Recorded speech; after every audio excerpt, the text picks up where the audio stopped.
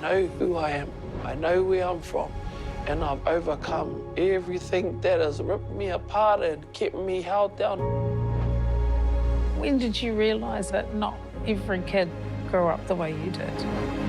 There is a deliberate effort by a small group of politicians to develop white hatred against Māori. When we go to those agencies, we need to put on our battle armour. People were shot and buried there.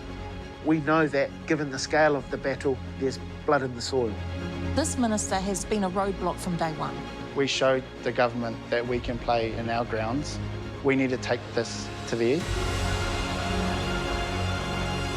I'm an example of being able to change. I feel like I'm a whole man instead of a half a man. It's really helped me find my way home. It's probably the most amazing thing I've ever heard in my life.